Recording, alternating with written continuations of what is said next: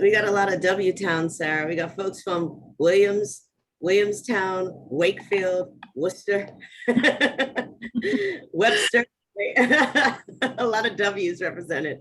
Shelburne Falls. We got folks in Boston, Sudbury, Arlington. I think this is Arlington, but Arlington too sounds cool.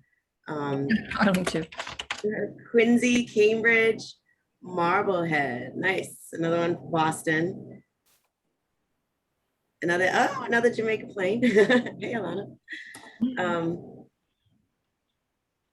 From JP. So yeah, it's great to see folks represented across the state.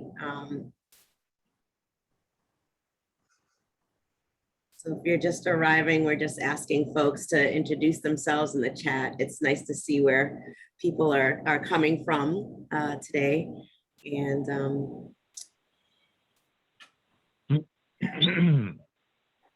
what do you say, Sarah? Another minute or so, or do you want to get started? Yeah, maybe like half a minute. We're still getting a few more folks rolling in. All right, got another Worcester. Salem, some from Fenway, Somerville, Greenfield, Holyoke, a couple of Cambridge. Nice. Huh, my video, I'm back. You're back, Sue. Great. Yeah, I think we're good.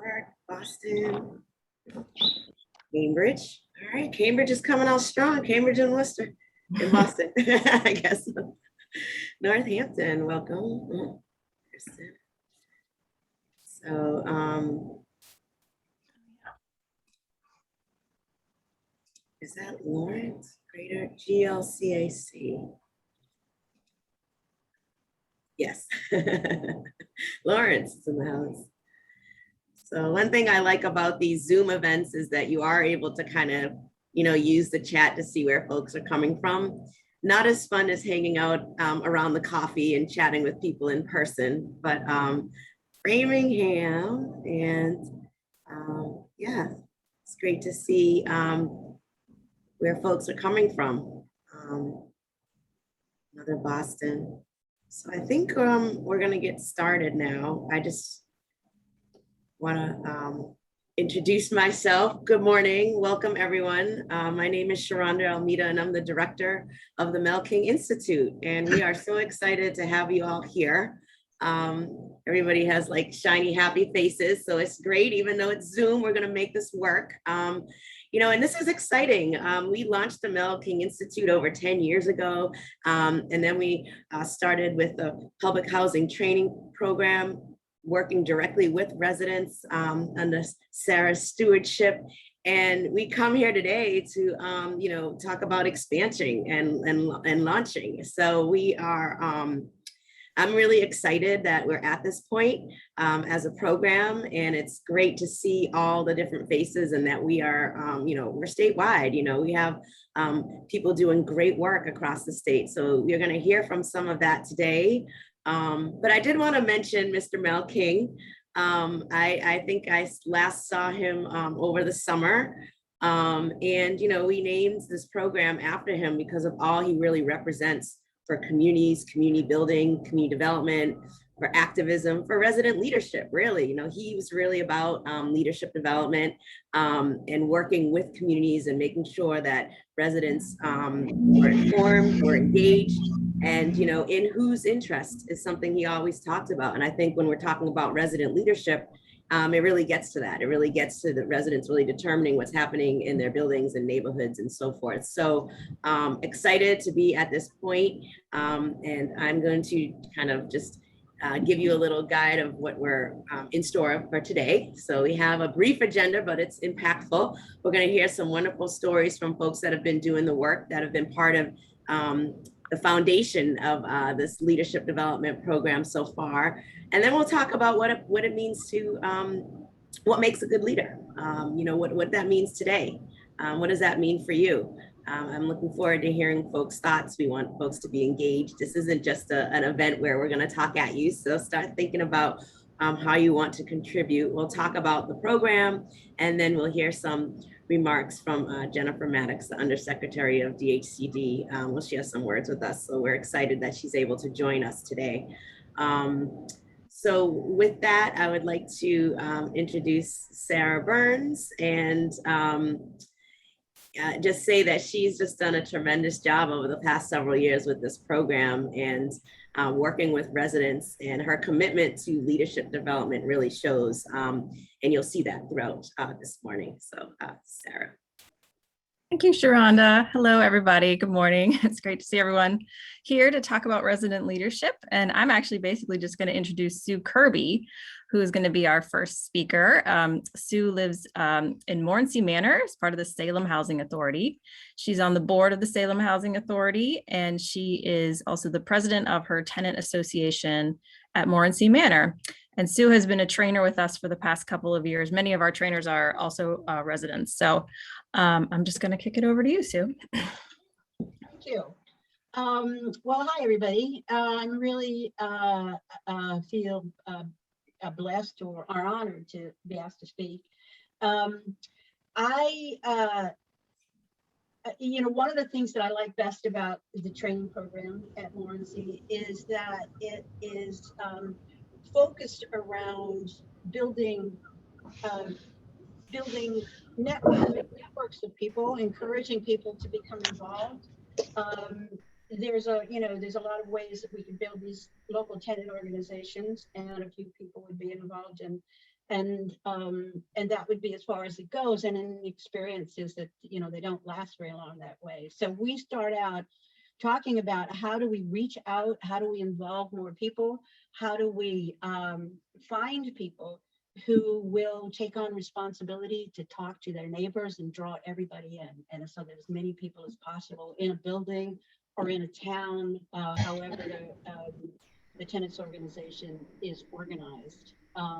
One of the biggest pieces of that, and we talk a lot about, and we spend quite a bit of time talking about, overcoming obstacles between people in terms of languages, race, different abilities, age.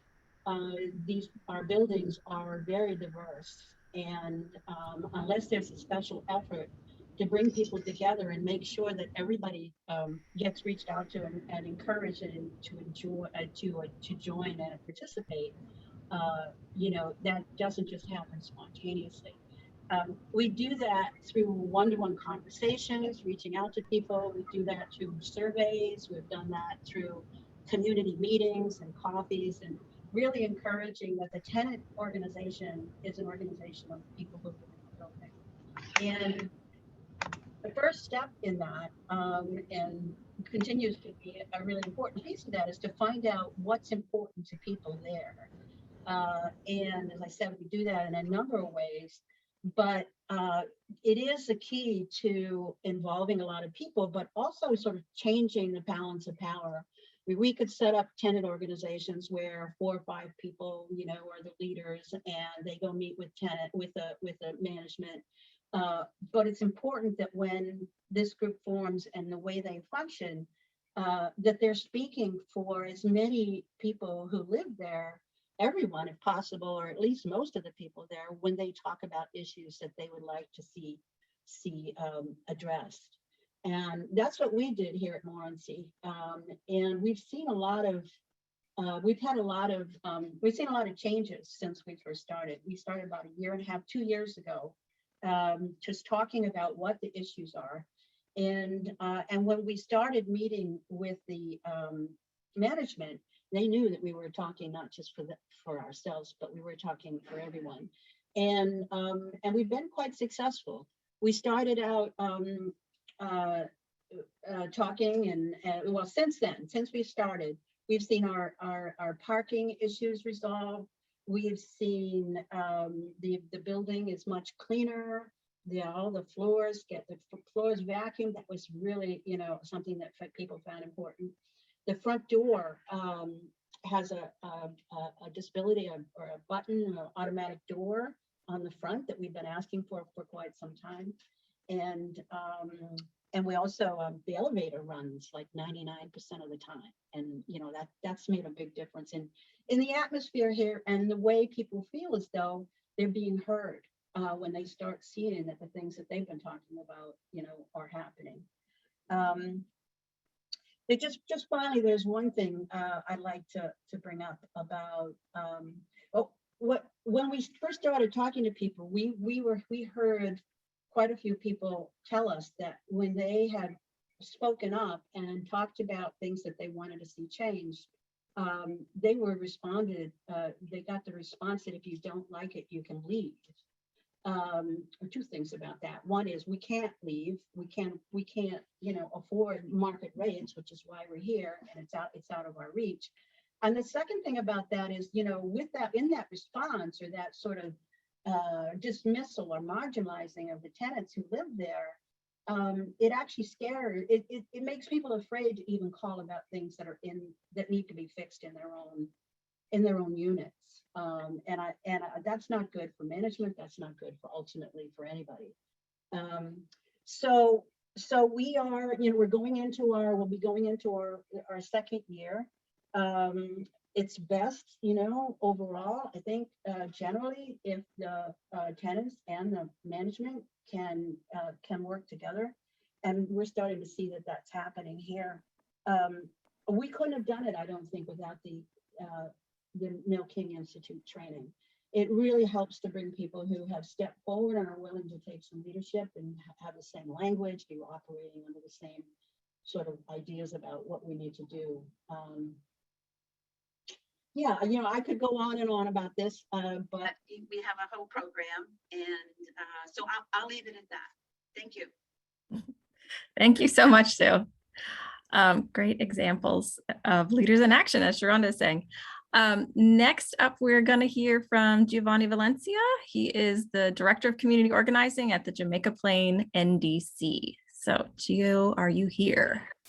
There you are. Great. I'm here. Thank you, Sarah, Sharonda, for the invitation. Hi, everybody. My name is Giovanni Valencia. Call me Gio. I work with the JPMDC in Jamaica Plain, and I actually live in West Roxbury. I have been working in organizing for probably 15 years in Colombia. I'm from Colombia, so I spent some time working with communities in low-income communities in Bogota. And since I moved to Boston, I have been really working with different communities all across the city. One tendency that organizations have is that we, nonprofits or public entities, we come to the neighborhoods and we come with the solutions for the residents. Hi, my name is Gio, and here is the solution for your problem. Let's work together. And we forget that we have to ask first. We have to get involved with the community and see who is around, who are the leaders, what is what they really want to do. So we listen and then we adapt.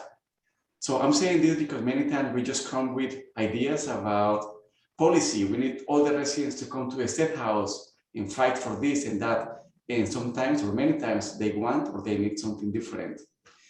So some of the residents that we are working with are from public housing in Jamaica Plain, from Mildred Hale Apartments. And I'm going to share with you a great story. Back in 2016, we were working in Boston to pass the Community Preservation Act, the CPA, on the ballot. So we worked with many leaders in the community, and we have a great group of supporters at Mildred Hale that is public housing. So we worked with community leaders at Mildred Hale doing door knocking for weeks and months, and that was wonderful. And when the CPA got approved, those leaders called me the week after, and they said, Gio, we helped you, we helped the city to get the CPA. And now we are wondering this. We have so many needs here, but we need a new playground. So is there any chance that we can use CPA money to build a new playground here? Can you help us? So of course, that was the new campaign for the leaders. So I asked them, what do you want? What do you need? Who do you think should get involved? And we started working they did the recruitment for more leaders. So we my job as a staff, as a paid organizer, was to provide trainings about civic engagement, how to build power, how to recruit more leaders, how to run a campaign. And they were doing the work, collecting signatures, calling the elected officials, signatures for new letters and petitions. And yes, that worked. They were able to, in partnership with us, they were able to get a $500,000 grant from the CPA in Boston back in 2018. And the good news is that that playground, we started construction for the playground yesterday. So this is a victory from the community. This is what the leaders in the community wanted to do. And our responsibility as a staff is to support that, to listen, see how can we provide, share the knowledge and the tools, because someday maybe I win the lottery and I just moved to a beautiful island back in Colombia, but the leaders, they will stay here and they know their community. So it's my responsibility to ensure that they get the tools so they can keep working in building more power. Some of those leaders, they were part of the resident leadership program that Sarah and the Merkin Institute provided for VHA residents during the last few years. And I think the trainings were very, very useful for them. So many residents are still working together, just trying to figure it out what is the next campaign, and we are going to be there to support them so they do the job. So thank you for this program. I think this is a great opportunity for more residents, not only in public housing, but anywhere in the state in any affordable housing to join this program and get new tools. So I appreciate the opportunity and thank you for the time. Thanks, Gio. What a great win for the leaders. That's exciting. From here, I'm gonna toss it over to Tiana Lawrence, who is our new program associate at the Mel King Institute. Tiana was our Merrimack Fellow last year, and the expansion is really possible because she is able to come on full time now. So over to you, Tiana. Thank you, Sarah. Hi, everyone. Good morning. I'm so excited to have everyone here today. We're going to be moving into our activity for this morning. So my colleague, Leah Downing, will be putting everyone into breakout rooms of 3 to 4 people. Everyone will have about 6 minutes. So in these breakout rooms, the prompt is name a leader you admire and the characteristics they have. So you're going to discuss this, and then we're going to return back to the full group. Thank you.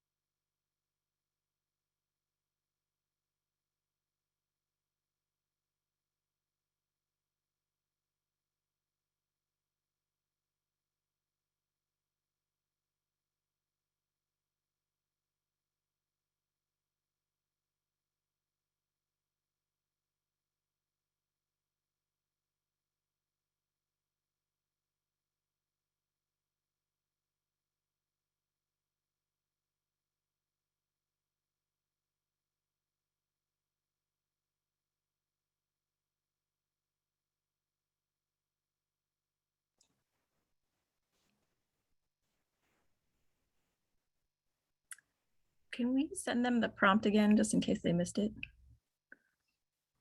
Maybe I can do that. Let's see.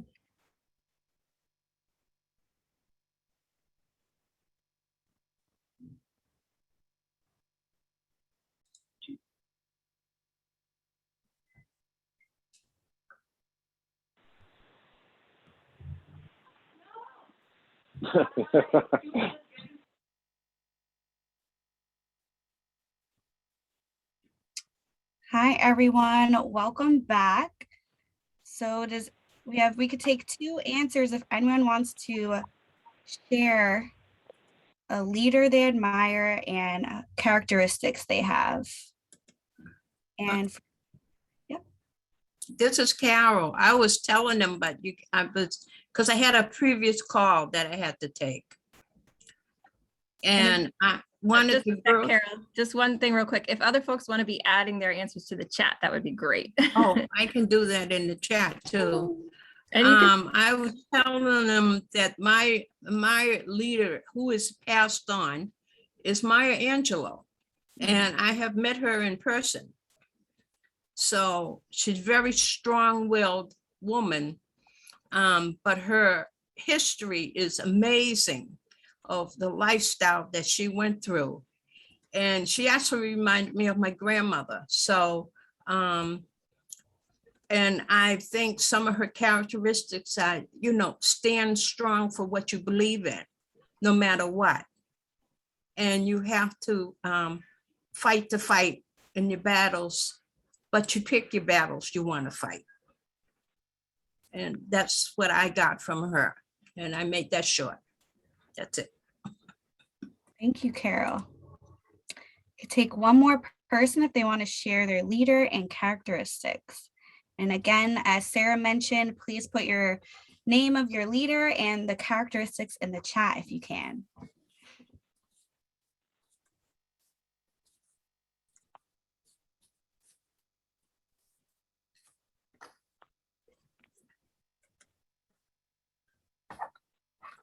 Yeah.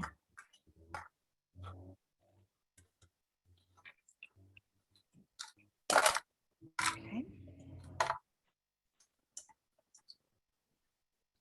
Looks like we have local leaders, Ruth Bader Ginsburg, Frederick Douglass, the Salem tenant leaders.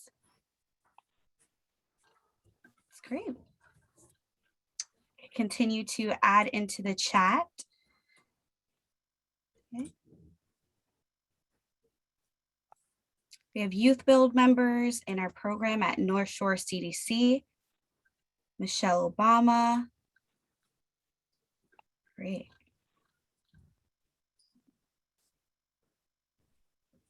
Okay. Great. Thank you guys for sharing. I'm going to pass it over to Sarah. thanks, Deanna. Welcome. Anybody else want to share? We got 80 people on the line. I'd like to think one more voice. We'd love to hear one more voice if anybody else wants to just. Hey, Sarah. You know, All right, I'll Mary do it Lou, for you. let's hear it. Who was your leader? Dr. Salk and Dr. Sabin, the ones who developed the polio vaccine and gave it to the world for absolutely no financial benefit. Those to me are heroes. Thanks, Mary Lou. No financial benefit. Great. Okay. And I hear what you're saying, Leah. So we were hoping to kind of share back with you a visual of the leaders and characteristics, and we might be having some technical difficulties about that. But Nadine, if you've got something to share, please do so. Yes, she's nodding. All right. So thank you all for participating in this, as Nadine is going to share a visual representation of the characteristics that you guys named. Here we go. All right. So we like leaders who are dedicated. That's the biggest one. Bold, not afraid to tell the truth. Revolutionary. I love this word. Is someone trying to chime in? I'm sorry, Sarah. I was looking in the chat where it said who can see recording on.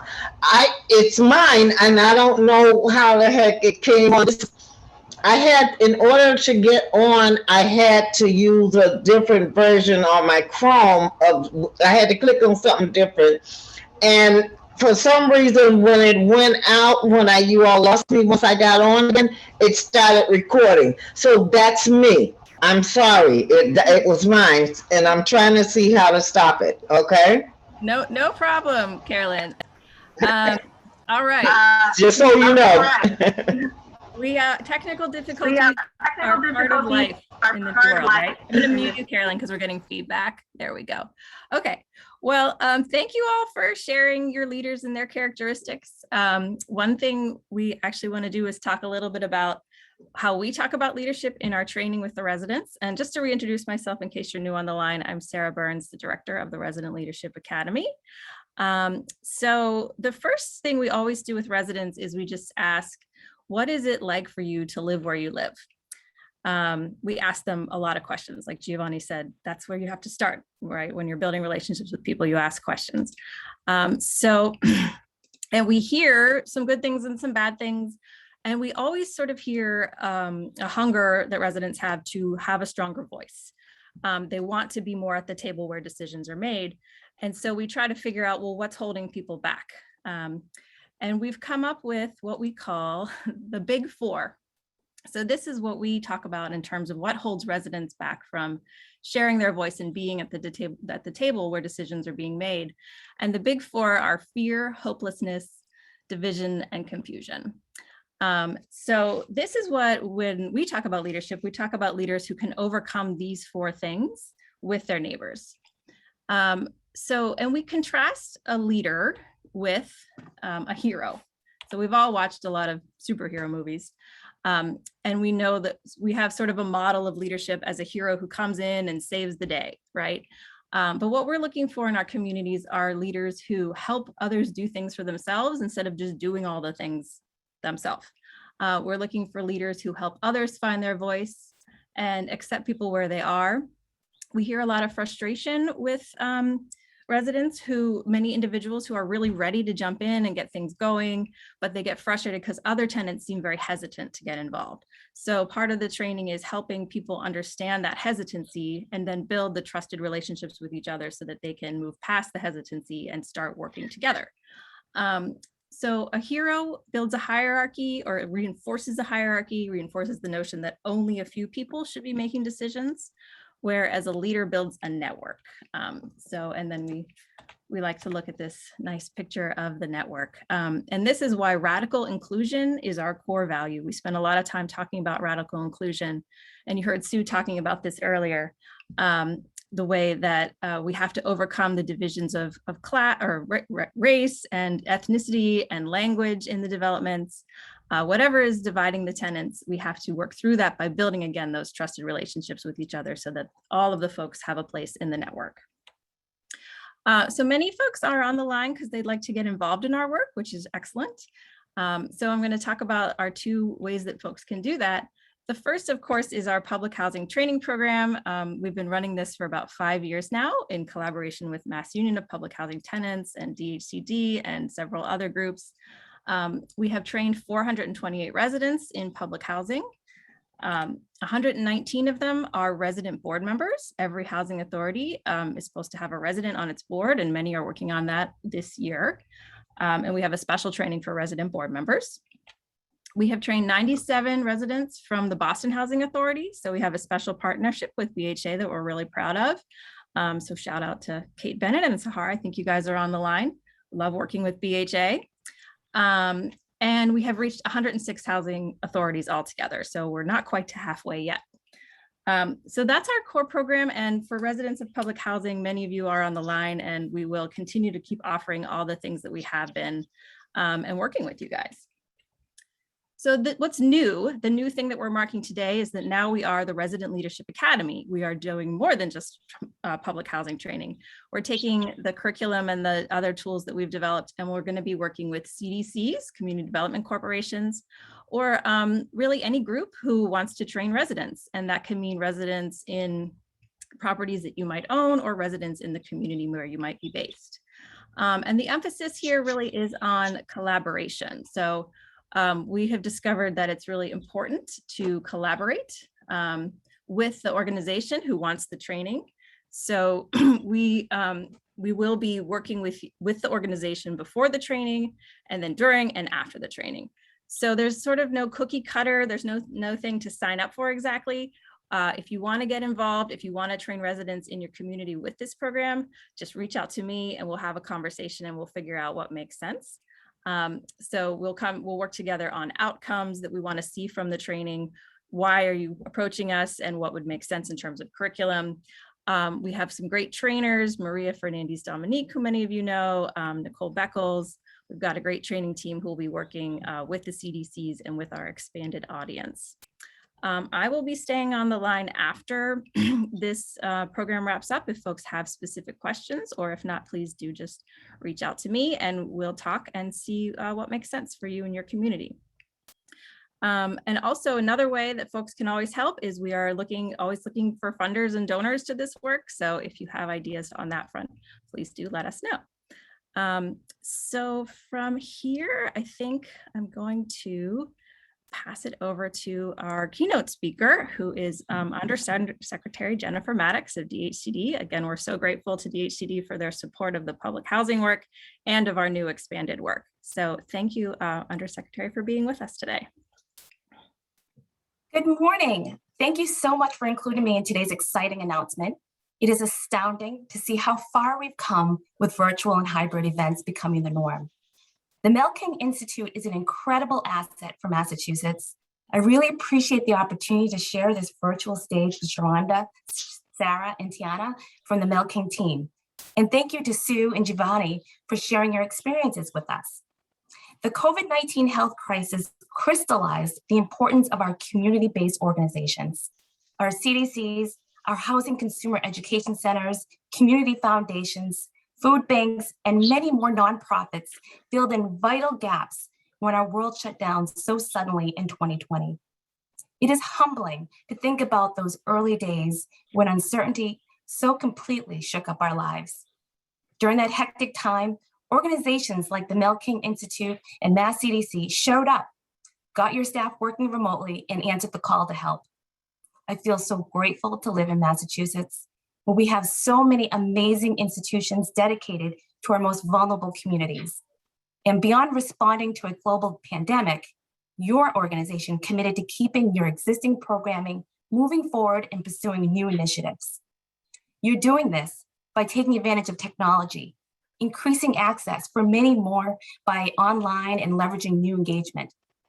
All of us took on a lot more over the last 18 months, as if our plates weren't full enough in 2019.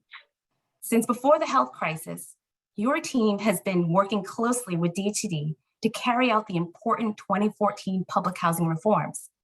The training you've been providing to public housing residents through the Public Housing Training Program has been successful in empowering tenants and helps participants tap into their existing social capital. Expanding this type of program to residents in CDC-owned housing is fantastic. Earlier this week, I had the opportunity to speak at the Mass Narrow Conference virtually, and I'm happy to repeat something I said then. Our state-aided public housing in Massachusetts is an incredible resource, and so is the deed-restricted affordable housing run by CDCs and other private companies. Massachusetts has more state-aided public housing than any other state, and we have produced tens of thousands of affordable units through private development with one of the strongest ecosystem of developers in the nation. We know that public and affordable housing is more than just a place to live. It's a place of community for residents. It is also a source of stability, and if we do our job right, a path towards real economic mobility. Residents want to be involved in the future of their communities, and this innovative training provides them the tools to run for the local housing authority board, attend meetings, and lead neighbors to pursue collective goals. I'm thrilled that for the first two CDCs that are participating in this program expansion are Fenway CDC and the Neighborhood Developers, two organizations who provide fantastic housing, property management, and services for residents. I've been at DHCD for, well, a while, and I've never seen this level of attention I'm seeing today from the media, legislators, citizens on the housing crisis and immense disparities in an opportunity for households in underinvested communities. We're at a challenging moment, and we have a great opportunity to seize that momentum and address long-term obstacles to housing production. With federal funding, we could invest more than $1 billion in our housing ecosystem and even more on critical infrastructure that would enable us to build the amount of housing we really need in all parts of the state. Governor Baker and Lieutenant Governor Polito have been our greatest advocates since 2015, pursuing housing choice legislation, signing the largest affordable housing bill in our state's history, and of course, giving DHCD the tools we needed to address immense COVID-related needs. Unfortunately, we need to recognize that many of our communities are still struggling. While our economy has entered this new normal and socializing is a little easier these days, we know that COVID-19 and its ongoing impact on families is far from over. To date, DHCD and our regional administrative agencies have distributed more than $270 million in rental assistance, helping 40,000 unique households and counting. I want to take a quick minute to plug our rental assistance program, which can offer up to 18 months of rental assistance with an application that is substantially simpler than what we had before the pandemic. And our CDCs with affordable portfolios can apply directly on behalf of tenants through our SHARE program. Please check out our website, reach out to Mass CDC or us to learn more. Thank you again for inviting me to join you here and to celebrate the expansion of this impactful program. I also want to take a moment to thank Joe Kreisberg and his team at Mass CDC, who have been valued partners for us at DHCD for many, many years. During the earlier days of the pandemic, Joe and his team, they didn't hesitate to offer help, guidance, and assistance in figuring out how we can leverage our CDC network.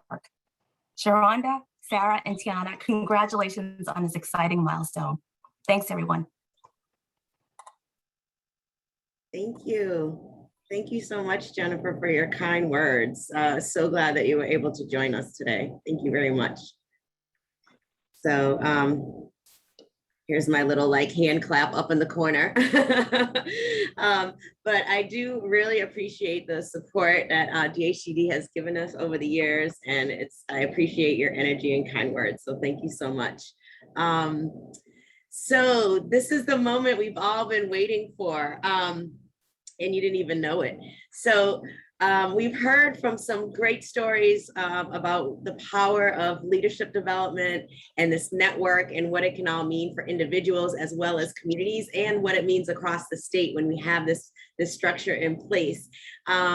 This is a launch. So we are actually going to do a little launch. You know, when they send off a ship, they have the bottle that they hit on the end of the ship or whatever. So when we do, you know, for homes, we often have ribbon cuttings with all the important people standing there with like big scissors. So we got something special for you. Tiana, if you might cue our little surprise for folks, we would like to officially launch the Resident Leadership Program.